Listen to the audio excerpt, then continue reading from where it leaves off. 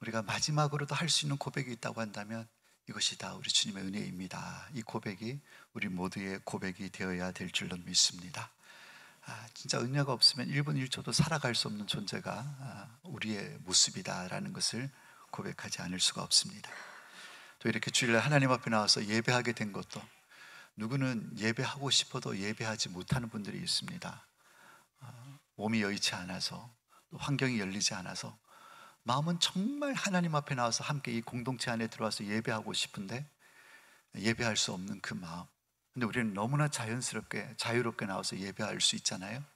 그냥 저절로 그냥 된 게 아니라 하나님의 은혜인 줄 믿으시길 바랍니다.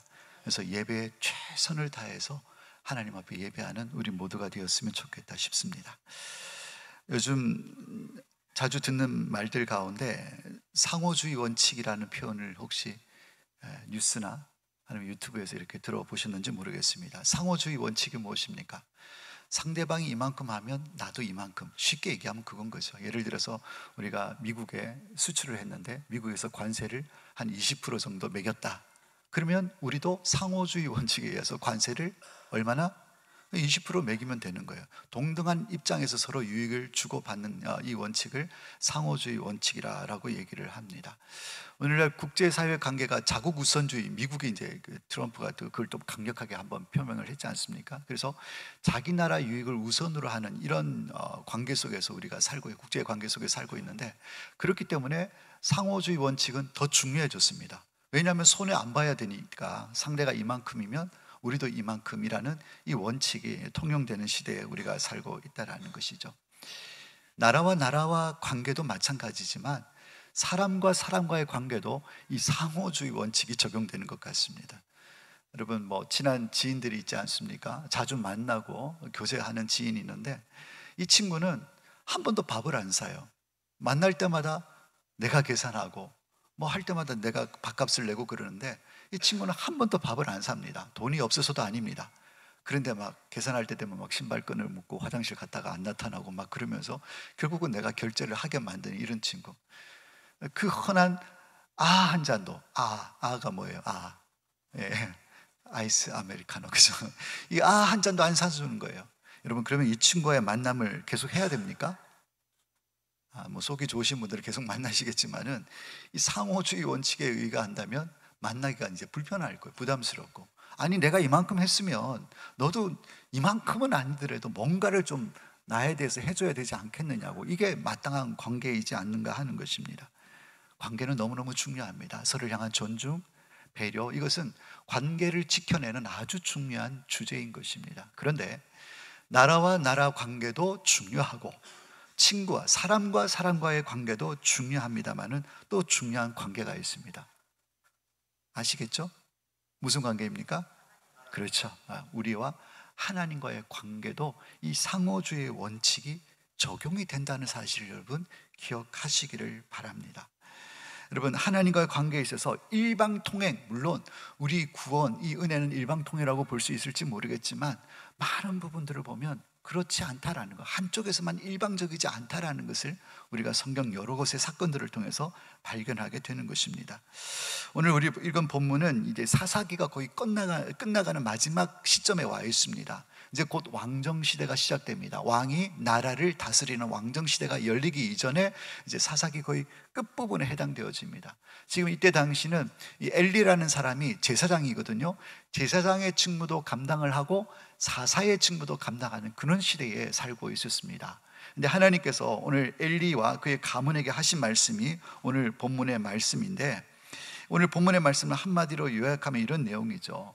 내가 너와 너희 가문에 얼마나 큰 은혜를 베풀어 줬는지 알고 있지? 이걸 하나님께서 먼저 말씀하고 계신다라는 것입니다. 그러니까 하나님께서 이스라엘 백성들을 출애굽시켜 주셔서 하나님께서 광야 생활을 인도하시고 약속의 땅 가나안에 들어오게 하셨지 않습니까? 근데 그때 특별히 엘리의 가문이 무슨 가문입니까? 제사장 가문이라고. 제사장 가문. 근데 여러분, 초대 제사장이 누구입니까? 아론이잖아요. 모세형 아론을 하나님께서 특별히 구별해서 제사장으로 세우셨습니다. 그래서 오늘 본문 말씀에 하나님께서 이 엘리에게 하는 얘기가 무엇이냐면, 내가 너희 조상들을 택해서 제사장을 삼았다고. 그리고 제사장 직무를 위임해 주셨다고 말씀하고 계시고, 뿐만 아니라 제사장이 먹고 살 수 있도록, 이제 하나님 앞에 제사를 드리면 그 몫을 일부를 떼서 너희들이 먹을 수 있도록 이렇게 내가 은혜를 베풀어 줬다라는 것을 먼저 하나님께서 말씀을 하고 계십니다. 근데 그 뒤에 또 어떤 말씀하시냐면, 내가 이렇게 너희 가문과 너희 집에 이런 은혜를 베풀어 줬는데, 나는 이만큼 했는데 너희들은 내게 대해서 어떻게 하고 있느냐, 그러면서 책망을 하고 계시죠. 너희들은 나를 섬기는 일에 소홀했다고, 나에게 드리는 이 재물과 예물을 탐하고 그것으로 너희 배불리우는데 빨랐다고, 그러면서 내 제사와 이 내 재물을 멸시했다고 하나님께서 그들을 책망하시는 것을 볼 수가 있습니다. 자세히 말씀을 보면 오늘 본문 2장 30절 말씀에 이렇게 기록이 되어져 있습니다. 그러므로 이스라엘 하나님 나 여호와가 말하노라, 내가 전에 네 집과 네 조상의 집이 내 앞에서 영원히 행하리라 하였으나, 이게 무슨 얘기입니까? 전에 네 집과 네 조상이 내 앞에서 영원히 행하리라 한다는 이 얘기가 뭐냐면, 아까 그 얘기인 것입니다. 하나님께서 이 엘리 가문의 조상이었던 이 아론을 제사장으로 세웠습니다. 그래서 이제 아론 가문의 모든 후손들은 제사장이 되어서 하나님 앞에 제사장의 직무를 감당할 수 있도록 은혜를 주셨다라는 것이죠. 그리고 제사장을 감당하는 이 은혜만 주신 것만 아니라 먹고 사는 문제까지도 하나님께서 해결해 주셨습니다. 다른 일 하지 않고 너는 그냥 제사 드리고 나를 섬기는 일만 힘쓰면 백성들이 갖고 오는 이 재물 가운데 일부분을 너희들이 먹고 살 수 있도록 내가 은혜를 베풀어 주셨다라는 것이죠. 그래서 출애굽기 29장 말씀에 보면 아론과 그의 아들들에게 제사장 직분을 맡겨 영원한 규례가 되게 하겠다. 그리고 28장 출애굽기 28장 43절 말씀에도 아론과 그 후손이 영원히 지킬 규례다라고 얘기하면서 하나님께서 아론 가문의 후예들에게 제사장이 되고 제사장의 사역을 감당하고 먹고 사는 문제를 영원토록 해결해 주시겠다라고 복을 주셨어요. 엘리 가문의 그 조상들에게 그런 은혜를 주셨다라는 것이죠. 그런데 30절 하반절 말씀에 보면 이제 책망하시죠. 이제 나 여호와가 말하노니 결단코 그렇게 하지 아니하리라. 누구에게 말씀을 하셨다고요? 엘리에게. 하나님께서 엘리 제사장에게 이전에 내가 그런 약속을 줬다.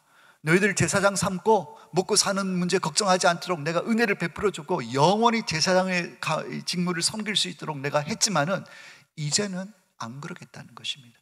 그 얘기는 무엇입니까? 더 이상 제사장의 직무를 너희가 감당하지 못하게 할 것이다. 우리 결론 알고 있죠. 나중에 홈니와 비나스 두 아들이 전쟁터에서 죽게 됩니다. 아들의 죽음 소식을, 전사 소식을 듣고 이 엘리 제사장이 의자에서 쓰러져서 목이 부러져서 죽지 않습니까? 그래서 가문이 끝나는 거예요. 끝나는 거예요. 하나님께서 엘리 제사장과 가문에 베풀어 주신 은혜와 사랑이 큰데 그들을 책망하시고 이제는 그 은혜를 거두시겠다라고 말씀을 하고 있다라는 것이죠. 그리고 그들을 책망하시면서 엘리뿐만 아니라 오늘 이 시대를 살아가는 하나님의 백성들에게도 명심해야 될 중요한 말씀을 하나님께서 오늘 하시는 것을 볼 수가 있습니다. 오늘 본문 30절 말씀에 하반절 말씀에 이렇게 기록되어 있는데 저를 한번 따라서 해주시길 바랍니다. 나를 존중히 여기는 자를 내가 존중히 여기고 나를 멸시하는 자를 내가 경멸히 여기리라. 그러니까 하나님께서 우리가 하나님을 존중히 여기면 하나님께서도 우리를 어떻게 여기신다고요? 존중히 여겨주시겠다. 그리고 반대로 우리가 하나님을 멸시하면 하나님은 우리를 경멸하시겠다. 무서운 말씀을, 이게 무서운 말씀이기도 하지만 축복의 말씀입니다. 이 말씀을 하나님께서 하셨다라는 것이죠. 아까도 말씀드렸던 것처럼 일반적으로 관계는 상대적인 것입니다. 상대방이 어떻게 하느냐가 내가 그 상대방에 대한 태도로 이어지게 된다라는 것이죠. 그래서 내가 남에게 좀 대접을 좀 잘 받고 싶다. 그러면 어떻게 해야 됩니까? 내가 대접받고 싶은 것만큼 상대방을 섬겨야죠. 우리 속담에 가는 말이 고와야 오는 말이 곱다 그러잖아요.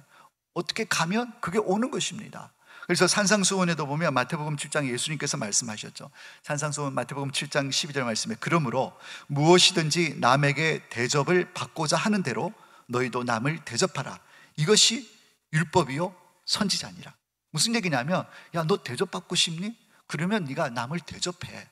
이게 율법의 가르침이고 예언의 가르침이야. 이렇게 예수님께서 말씀을 하셨다라는 것입니다. 이 원리가 나라와 나라의 관계 속에서, 사람과 사람의 관계 속에서, 그리고 사람과 누구? 하나님과의 관계 속에도 그대로 적용이 되어진다라는 것이죠. 우리가 하나님께 복 받기를 다 원하고 있습니다. 영적인 복과 육적인 복 다 받기를 원하고 있다라는 것이죠. 그렇다면 복을 받을 만한 행동이 반드시 있어야 하는 것입니다. 그래야지만 하나님께서 그 모습을 보시고 우리에게 은혜와 복을 베풀어 주신다라는 것입니다. 오늘 존중히 여긴다라는 표현이 있는데, 다른 한글 번역본을 찾아보니까 귀하게 여기다, 소중히 여기다, 이렇게 번역이 되어 있습니다. 그러니까 하나님을 귀하게 여기고 하나님을 소중히 여기는 사람은 하나님도 그 사람을 귀하게 여기고 소중하게 여겨 주시겠다라는 말씀을 하고 계신다라는 것이죠. 간절히 원하기는 우리 방교회 모든 성도님들, 하나님께서 귀하게 여기고 소중히 여김 받는 우리 모든 성도님들이 다 되시기를 예수님의 이름으로 축복합니다. 그러려면 어떻게 해야 되느냐, 이제 그게 오늘 말씀의 핵심 내용이겠죠. 여러분, 오늘 이 말씀, 나를 존중히 여기는 자를 내가 존중히 여기고 나를 멸시하는 자를 내가 경멸하겠다라고 하신 이 말씀, 엘리 너희 가문에 베풀어 주신 은혜를 내가 거두겠다 라고 하신 이 말씀이 어떻게 해서 나오게 되었는가, 그 배경을 먼저 살펴야 하는 것입니다. 엘리가 이런 책망을 들을 수밖에 없었던 직접적인 배경, 그 이유가 무엇인가, 오늘 2장 29절에 이렇게 나와 있습니다. 29절 말씀을 보니까 너희는 어찌하여 내가 내 처소에서 명령한 내 재물과 예물을 밟으며 네 아들들을 나보다 더 귀중히 여겨 내 백성 이스라엘에 드리는 가장 좋은 것으로 너희들을 살찌게 하겠느냐. 오늘 29절 말씀 보니까 내 재물이라는 표현이 나옵니다. 예물이 나옵니다. 이스라엘이 드리는 가장 좋은 것이라는 표현이 나옵니다. 여러분, 이것 무엇과 관련되어진 걸까요? 예물, 재물, 뭐와 관련되어져 있습니까? 제사죠. 제사죠. 이스라엘 백성들이 하나님 앞에 제사 드리기 위해서 가지고 나오는 예물을 일컫는 것입니다. 그래서 오늘 하나님께서 이 말씀을 엘리에게 하셨던 얘기가 뭐냐면, 예물, 재물 드리는 가장 좋은 것, 이게 뭐와 관련되어진 거냐면 예배와 관련되어진 것입니다. 구약에서는 제사인 거죠. 오늘날 우리로 치면 예배인 것이죠. 그러니까 다시 얘기해서 엘리와 그의 아들들이 하나님께 드리는 예배를 뭐 했다는 것입니까? 멸시했다라는 거예요. 예배를 함부로 했다는 것입니다. 그래서 하나님께서 오늘 이 말씀을 하고 계신다라는 것이죠. 여러분, 바른 예배를 드리지 않는 것, 그것을 하나님은 어떻게 해석하시냐면, 너 나를 소중히 안 여기는구나, 너 나를 귀하게 안 여기는구나, 너 나를 존중하지 않는구나. 예물과 재물에 대해서 이 엘리와 그의 아들들이 이렇게 함부로 했던 것을 곧 단순히 예물과 재물의 문제가 아니라 그 예물과 재물을 받으시는 누구에 관한 문제입니까? 하나님을 대하는 태도의 문제로 하나님께서 받고 계신다라는 것이죠. 여러분, 엘리 제사장의 두 아들이었던 홈니와 비느하스가 어떤 사람인지 우리가 성경을 보면, 우리 앞부분을 보면 다 나와 있습니다. 다 알고 계시죠? 익히 알고 계실 것입니다. 제사장들이었습니다. 홈니와 비느하스도 아버지가 제사장이니까 그 가문의 아들들은 다 제사장이 될 수밖에 없죠. 근데 제사장으로서 그들이 감당해야 될 사역들이 있지 않습니까? 제사를 감당하는 사역입니다. 레위기 1장 1절에서 레위기 1장에서 7장까지의 말씀을 보면 이스라엘 백성들이 하나님 앞에 드려야 될 제사의 5대 제사, 5가지 종류의 제사가 나옵니다. 번제, 화목제, 속죄제, 속건제, 소제, 이 5가지 제사의 형태가 나옵니다. 근데 제사장이 이 제사를 진례를 하는데, 번제라는 것은 다 태워서 하나님 앞에 올려드리는데 딱 한 가지, 짐승의 가죽을 벗깁니다. 가죽은 고대 시대의 중요한 재산이었거든, 중요한 물건이었거든. 그래서 이 벗긴 가죽은 제물을 올려드린 제사장 몫으로 돌려집니다. 그리고 나머지는 다 뭐예요? 불을 태워서 하나님 앞에 번제로 올려드리기 때문에 번제에서 제사장 몫은 짐승의 가죽밖에 없습니다. 그런데 속죄제라는 것이 있습니다. 속죄제는 뭐냐면 죄를 속하는 거거든요. 죄를 속하는 제사를 드릴 때에 하나님 앞에 올려드리는 것은 이 짐승의 기름만을 뽑아가지고, 속에 낀 기름 있잖아요, 기름만을 뽑아서 그것으로 하나님 앞에 불태워 올려드리고, 가죽을 포함한 고기와 모든 것들은 진 바깥에서 불태워 버리게 됩니다. 그러니까 제사장이 가질 몫이 있습니까? 없습니까? 없습니다. 그런데 속건제나 그리고 또 화목제는 제사장에 돌아올 몫이 있습니다. 뭐 오른쪽 넓적다리라든지 앞 가슴살이라든지 이런 것들은 제사장의 몫으로 돌아오게 되는데, 그것을 삶아서 제사장에게 주게 되는, 그 제사장에 정한 법도가 있습니다. 그러니까 제사를 드리고 나면 제사장에 돌아가는 분깃이 딱 정해져 있는 거예요. 짐승의 어느 부분, 제물의 뭐 우측 뒷다리 부분이라든지 가슴 붓고 이제 거제로 요제로 드렸던 이 제물은 제사장에 돌려드린다, 그렇게 정한 하나님의 법이 있는 것입니다. 그런데 이 홈리와 비나스 이 제사장들이 밑에 부하 직원 종들을 시켜가지고 이제 성전에서 일하는 레위인들이 있지 않겠습니까? 막 고기를 이제 삶아서 제사장 뭐 뒷다리 부분을 따로 빼서 이렇게 드리려고 이렇게 솥에 막 삶고 있는데, 이 홈리와 비나스가 밑에 시종을 시켜가지고 갈고리를 갖고 삶고 있는 솥에 푹 찔러 넣어가지고 걸리면 건져 오는 거예요. 근데 그 고기가 앞다리인지 뒷다리인지는 상관하지 않습니다. 걸리면 건져서 갖고 가는 거예요. 이거 하나님 원하시는 방법 아니란 말이죠. 제사장에겐 돌아갈 몫이 분명히 있는데 마음대로 임의를 취해서 갖고 가는 거예요. 심지어는 어떤 일까지 있냐면은 이 홈리와 비나스가 또 종을 시킵니다. 시종을 시켜서 뭐라고 얘기하냐면, 예물을 구분을 해가지고 기름을 분리하고 각을 뜨고 이렇게 해서 하나님 앞에 올려드리려고 막 준비를 하고 있는데, 막 종들이 와가지고 지금 장만하고 있는 거 날고기 좀 내놔라고. 날고기 지금 하나님 앞에 올려드리지도 않았습니다. 준비하고 있는 과정입니다. 근데 우리 제사장님들이 삶은 고기 별로 안 좋아하고 구워 먹는 고기가 좋으니까 센 것을 좀 내놔라고. 그래서 그걸 중간에 하나님께 드리기도 전에도 갖고 가는 거예요. 그러니까 이 하나님 앞에 드려지는 예물을 대하는 태도가 어땠는가를 분명하게 알 수가 있다는 것이죠. 함부로 대하는 거예요. 자기 임의대로, 자기 마음대로. 사랑하는 여러분, 우리가 지금 예배를 드리고 있지 않습니까? 여러분, 우리가 드리고 있는 이 예배를 통해서 하나님은 존중의 여김을 받으실 수도 있고, 하나님은 우리가 드려지는 이 예배를 통해서 멸시를 받으실 수도 있다는 사실을 알아야 한다는 것입니다. 여러분, 우리가 하나님을 향한 마음이 어떤지 우리가 어떻게 알 수 있습니까? 여러분, 지금 이렇게 앉아 계셔서 다 예배를 드리고 있지만 여러분들이 하나님을 향한 마음을 제가 제대로 알 수가 없습니다. 바깥에서 여러분을 뵙잖아요. 지나가다가 만났습니다. 뭐 시장에 가서 만났습니다. 그러면 여러분 마음이 하나님을 얼마나 존중히 여기고 하나님을 귀하게 여기고 소중히 여기는지를 제가 알 수가 없어요. 그런데 하나님을 향한 여러분의 마음이 어떤지 대략 짐작해 볼 수 있는 방법이 있습니다. 예배입니다. 저분이 저렇게 예배 드리는 모습을 보면 저분이 정말 하나님을 존중히 여기고 귀하게 여기는가? 바깥에서 봐서는 잘 몰라요. 예배 드리는 태도와 모습을 보면 저분이 하나님을 존중히 여기는지 귀하게 여기는지를 보여진다라는 거예요. 정확하게는 아니겠지만, 그러나 누구보다도 하나님은 더 정확하게 알고 계신다는 거죠.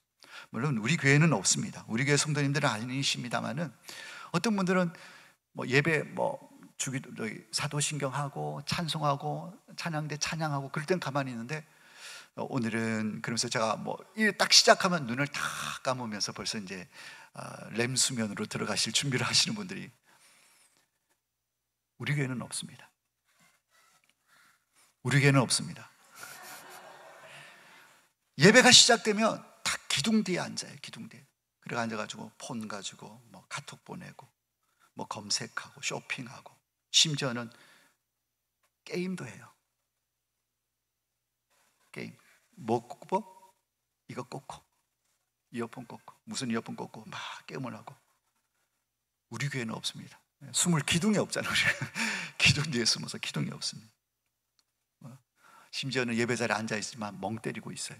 무슨 말씀이 선포되어진다 관심도 없고 그냥 멍하게 앉았다가 일어나자 그러면 일어나고, 앉아라 그러면 앉고, 손 들면 눈 감고 아멘 그러면 돌아가고. 여러분, 모두 다 하나님을 멸시하는 행위입니다. 하나님이 귀하게 여기는 행위가 아닌 거예요. 누가 이런 자에게 복을 주시겠습니까? 여러분, 예배는 양날의 검입니다. 양날의 검이에요. 그러니까 이 예배를 통해서 하나님을 존중히 여기고 영광을 돌리고 하나님께로부터 은혜와 복을 받을 수 있지만, 똑같은 예배를 드리면서도 하나님을 멸시할 수가 있다는 거예요. 그리고 하나님 앞에 저주를 받을 수도 있다는 사실을, 예배의 무서움을 우리가 알아야 되는 거예요. 예배는 양날의 검인 것입니다. 결국 예배를 어떻게 드리는가에 따라서 우리의 복과 화가 결정되어진다라고 얘기를 해도 과언이 아닌 것입니다. 성경에 보면 형식을 갖춘 예배가 제일 처음 등장하는 곳이 어디입니까? 형식을 갖춰서 예배를 드린 사건, 창세기 4장에 보면 가인과 아벨의 제사가 나옵니다. 예배가 나오죠. 그런데 하나님께서 아벨이 드리는 제사는 받으셨어요? 네, 가인이 드리는 제사는 받지 아니하셨습니다. 그 결과가 어떻게 됐습니까? 자기 예배를 받지 않는 가인은 분노했습니다. 안색이 변했습니다. 그리고 동생을 향한 미워하는 마음이 생겼습니다. 결국 어떻게 됐습니까? 들로 불러내서 동생을 쳐 죽이는 죄까지도 짓게 됩니다. 사랑하는 여러분, 왜 사람이 악해지는 줄 아십니까? 왜 사람이 죄를 짓고 남을 미워하고 화를 내고 시기하고 질투하는 줄 아십니까? 왜 사람이 살인을 하고 절도를 하고 강도를 하고 강간하고 이런 무서운 죄를 짓는 줄 아십니까? 물론 여러 가지 이유가 있겠죠. 사회병리적 현상이 있을 수가 있고 어떤 개인적인 심신의 어떤 그런 이유가 있을 수도 있습니다만은, 근본적으로 말씀을 드려서 하나님을 예배할 예배자가 예배에 실패할 때에 그런 일들이 일어나는 것입니다. 아예 예배를 드리지 않거나 예배를 드려도 하나님을 멸시하는 예배를 드리는 사람은 홈리와 비누아와 같이 죄를 지을 수밖에 없는 것입니다. 그리고 가인과 같이 죄를 지을 수밖에 없다라는 것입니다. 그래서 우리는 어떠한 일이 있어도 예배에 성공하는 예배자가 되어야 될 줄로 믿습니다. 예배에 성공해야 되는 거예요. 그래야만 하나님께서 주시는 풍성한 복을 받을 수가 있습니다. 예배에 성공하는 것이 곧 하나님을 뭐 하는 길이라고요? 존중히 여기는 것입니다. 예배에 성공하는 것이 하나님을 존중히 여기는 것입니다. 그러려면 하나님을 존중히 여기고 예배에 성공하려고 그러면 제일 먼저 주일을 귀하게 여기시기를 예수님의 이름으로 축복합니다. 주일, 주님의 날, 이 날을 귀하게 여겨야 하는 것입니다. 구약에서는 여러분 토요일을 안식일로 지켰습니다. 토요일. 여러분 구약의 토요일을 안식일로 지키는 이유는 뭐냐면 이 창조의 원리 때문에 그렇습니다. 하나님께서 6일 동안 천지 만물을 창조하시고 7일째는 뭐 하셨습니까? 안식하셨습니다. 쉬셨습니다. 이 원리가 바로 안식일이 가지고 있는 원리인 것입니다. 여러분 이 안식일 토요일에는 쉼과 예배의 원리가 있는 것입니다. 그래서 6일 동안 하나님께서 힘써 일하시고 7일을 쉬신 이유는 하나님이 쉴 필요가 있습니까? 없습니까? 신이 뭘 쉴 필요가 있겠어요? 능력이 무한하신데 피곤치 아니하시는 분이 그분이신데 왜 굳이 7일을 쉬셨는가? 이것이 바로 인간을 위한 배려라는 거예요. 그래서 우리도 6일 동안 세상에서 힘써 일을 하고 하루는 뭐 해야 됩니까? 쉬어야 됩니다. 하나님께서 그렇게 우리를 창조하셨어요. 그래서 여러분 우리 성도님은 열심히 6일 동안 일해야 돼요. 그래서 요즘 얘기하는 주 5일 근무제, 주 4일 근무제는 성경적으로 보면, 창조적인 원리로 보면 맞지 않는 것입니다. 그리고 일주일 내내 일하는 것도 맞지 않는 것입니다. 그래서 6일 힘써 일하고 하루를 쉬면서 뭘 해야 되는 것입니까? 하나님의 창조 사역을 기억하면서 하나님이 우리의 주인 되심을 묵상하고 그 하나님과 영적인 교제를 가져야 한다는 것입니다. 근데 구약에서는 안식일을 그렇게 지켰잖아요. 근데 오늘날 우리는 토요일을 안 쉬잖아요. 안식일, 이제 성경 율법에서 얘기하는 안식일을 안 지키고 우리는 무엇을 지킵니까? 주일, 안식일 다음 날인 주일을 우리가 예배를 드리고 지키고 있다라는 것이죠. 아니 성경에는 안식일 지키라 그랬는데 왜 주일을 지키냐고. 여러분 왜 그렇습니까? 여러분 안식일의 주인이 누구이십니까? 예수님이시잖아요. 예수님은 십자가의 죽으심과 부활하심으로 우리의 구원 사역을 완성하심으로 말미암아 율법을 다 이루신 분이십니다. 완성하신 분이세요. 그리고 율법의 완성이시고 안식일의 주인이신 그분이 안식일 다음 날, 그 주일날 뭐 하셨습니까? 죽으셨다가 3일 만에 부활하신 날이 주일인 것입니다. 그래서 구약에서는 예배와 이 쉼의 창조의 원리에 기초해서 안식일을 지켰지만은 신약에 와서는 안식일의 주일 되시고 율법의 완성이 되신 그분이 사망 권세 이기시고 부활하신 주일을 기념해서 이제는 주일을, 율법의 완성인 안식일을 지키라는 율법이잖아요. 그 완성이신 예수님이 부활하신 주일을 우리가 함께 모여서 예배를 드리고 지키고 있다라는 것입니다. 그리고 이것은 오늘날 우리가 갑자기 만들어낸 것이 아니고 제자들도 그랬고 초대교회 사도들과 초대교회들도 안식 후 첫날 함께 모여서 예배했던 기록들이 성경에 나와 있습니다. 그래서 자연스럽게 주일날, 특별히 부활하신 주님을 기념하고 기뻐하는 날로 안식일에서 토요일에서 주일로 우리가 예배가 바뀌어진 것을 우리가 성경에서 찾아볼 수가 있습니다. 근데 중요한 것은 어떤 원리가 있다고요? 쉼과 예배 원리가 있다는 것입니다. 쉼과 예배의 원리. 그래서 하나님께서 이 안식일을 특별히 복 주시고 구별하셨다라고 말씀을 하고 있습니다. 하나님께서 복 주시려고 특별히 정하신 날인 거예요. 여러분, 구별하셨다라고 얘기를 한다고 하면 이 날을 함부로 쓰면 안 되는 거죠. 구별했다는 것은 뭘 위해서 구별하셨을까요? 하나님을 예배하기 위해서 구별하신 거예요. 그래서 우리 주일 우리가 해야 될 일은 뭐냐면 하나님을 예배하는 일에 힘써야 하는 것입니다. 세속적인 일을 멈추고 하나님을 높이고 예배하고 찬양하는 일에 힘써야 하는 것이 바로 주일을 지키는 성도들의 모습이 되어야 하는 것입니다. 그리고 우리들을 위한 계획도 있습니다. 아까도 말씀드린 것처럼 육신의 쉼을 위해서입니다. 우리 육체는 한계가 있습니다. 7일 쉬지 않고 계속 일하게 되면 몸이 망가질 수밖에 없어요. 그래서 육체적인 쉼을 얻도록 하기 위해서 하루를 쉬라고 정해서 우리가 주일을 쉬고 있는 것이고, 또 중요한 것은 뭐냐면 영혼의 쉼입니다. 영혼의 쉼. 여러분, 육신은 일 안 하고 맛있는 거 먹고 잠 자고 그러면 회복이 되어집니다. 근데 영혼은 맛있는 거 먹는다고 회복되지 않아요. 일 안 하고 잠 깊게 자고 몇 시간 잠 잔다고 해서 우리 영의 건강이 회복되어지지 않는 것입니다. 그러면 영은 어떻게 회복되어지느냐? 바로 예배입니다. 하나님 앞에 나와서 하나님과 교제하게 될 때에 하나님께서 예배하는 그에게 새 힘을 부어주시는 줄로 믿습니다.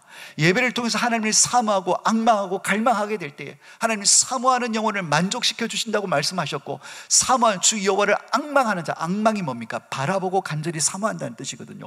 독수리 날개침 같은 새 힘을 부어주신다고 그랬어요. 그래서 여러분, 이 주일을 보내는 원리는 뭐냐면 일단 육체적으로 쉬어야 됩니다. 세상적인 일은 멈춰야 됩니다. 두 번째, 그냥 가만히 있고 좋은 거 먹고 놀러 다니는 게 쉼이 아닌 거예요. 하나님과의 영적인 교제가 있게 될 때에 새 힘을 공급받고 영이 살아나는 줄로 믿습니다. 살리는 것은 영인 것입니다. 아무리 육만 잘 먹고 쉰다고 해서 사는 것이 아니라 영이 살아야 육도 살아나게 되는 줄로 믿습니다. 그래서 예배가 중요한 거예요. 예배가 중요한 거예요. 예배를 통해서 영이 살아나게 되는 것이고 더불어서 육도 살아나게 되는 것입니다. 그래서 주일을 거룩하게 지키며 예배를 귀하게 여기는 자는 결국은 하나님을 존중히 여기는 자가 되는 것이고, 그런 자에게 하나님께서 새 힘과 은혜를 부어주는 역사가 일어나게 되는 줄로 믿습니다. 그리고 우리가 하나님을 존중히 여기려면 이 예배 드리는 장소를 귀하게 여길 줄 알아야 됩니다. 이 장소, 물론 이제 구약에서 신약으로 넘어오면서 성령이 우리 안에 거하심으로 말미암아 이제 성전의 개념이 바뀌지 않았습니까? 구약에는 하나님께서 이 솔로몬이 성전 봉헌식을 할 때 이곳에 내가 있겠다고, 그래서 성전이라는 개념이 건물 개념으로 연결되어졌습니다. 그래서 성전에 가면 누가 계십니까? 하나님이 계셨어요. 근데 신약에 넘어오면서 우리 몸이 성전이 되지 않았습니까? 이제 이 건물은 성전이라고 부르지 않고 뭐라고 부릅니까? 예배 드리는 장소, 예배당이라고 부릅니다. 그럼에도 불구하고 이 예배당은 너무너무 소중한 곳이다라는 것이죠.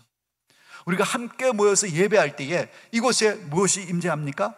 하나님의 영광이 임재하는 영광스러운 장소인 것입니다. 한 사람의 예배자가 아니라 많은 예배자들이 함께 모여서 초월하시는 그 하나님의 영광이 경험되어지는 곳은 바깥의 세상에서 어디 시장에서 TV 앞에서 경험할 수 있는 거 아니에요. 그거는 이 예배당에 나와서만이 경험할 수 있는 특별한 하나님의 은혜의 경험이고 체험인 줄로 믿습니다. 그래서 성도들이 함께 모여서 영광스럽게 예배하는 이 예배를 우리는 귀하게 여겨야 한다라는 것입니다. 여러분, 예배는 아무 데나서 드릴 수가 있습니다. 어디선지 예배 드릴 수 있어요. 왜냐하면 우리가 성전이기 때문에, 우리 안에 성령이 거하시기 때문에. 그러나 생각해 보시길 바랍니다. 왜 우리가 굳이 주일이라는 오전 11시라는 그리고 본당, 이 예배당이라는 이 장소와 시간을 정해서 왜 예배를 드리겠는가 하는 것입니다. 마음 중심이 털려지기 때문에 그렇습니다. 팬데믹 시대를 지나면서 여러분 예배 다 드려보셨잖아요. 폰 앞에서 예배 드려보고 모니터 앞에서 예배 드려보고, 그렇게 예배 드리는 태도하고 시간과 장소를 정해서 드려지는 이 예배의 태도가 어떤 차이가 있는지는 두말하지 않아도 다 경험하셨을 줄 압니다. 어느 예배를 하나님께서 더 귀하게 받으시겠는가? 두말하지 않아도 답은 정해져 있습니다. 그래서 우리가 이 공간, 이 예배 장소를 귀하게 여겨야 하는 것입니다. 그리고 여러분, 이게 그냥 세워졌습니까? 오늘 아침에 뚝딱 하고 나타난 건물입니까? 많은 성도들이 눈물과 기도로 헌신하고 또 헌금하고, 그래서 우리의 마음과 뜻을 모두어서 세워진 곳이 이 예배당 아닙니까? 이 좋은 시설을 만들어 놓고 이곳에서 우리가 마음껏 좋은 환경 가운데서 예배하기 위해서 우리의 마음을 모은 곳이에요. 그래서 우리는 이곳을 귀하게 여겨야 하는 것입니다. 아무 데나서 예배할 수 있지만 그것보다도 이렇게 마음을 들이고 준비한 이 장소에서 모여서 함께 예배하는 것, 하나님께서 더 기쁘게 받으실 줄로 믿습니다. 그래서 우리는 예배드리는 이 장소를 귀하게 여기고, 또 특별히 기물들도 귀하게 관리해야 돼요. 제가 우리 장로님들께 이제 오늘 당회를 합니다만은 말씀을 드릴 건데, 이제 우리 보면 그 의자에, 장의자에 레자가 가죽이 너들너들한 곳이 있을 거예요. 보신 분도 계실 거예요. 물론 이제 우리가 고의적으로 뜯은 건 아니지만 이제 그런 데 봤거든요. 꼭 예배를 들으면 이제 우리 친구들이, 이제 중고등부나 초등학교 친구들이 볼펜을 똑똑똑똑 하다가 괜히 밑에 한번 꼭 찔러봐요. 이게 의자를. 그럼 구멍이 요만큼 나잖아요. 근데 그걸로 끝나면 되는데 또 구멍에다 또 손가락을 한번 넣어봐요.